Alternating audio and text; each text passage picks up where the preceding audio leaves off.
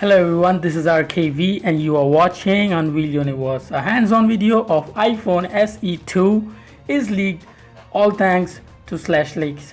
The new iPhone SE2 looks beautiful. From the front, it looks similar to iPhone 10 with that notch on the top, and I am not a great fan of notches anyway. However, it looks stunning with those glossy chromes on the side.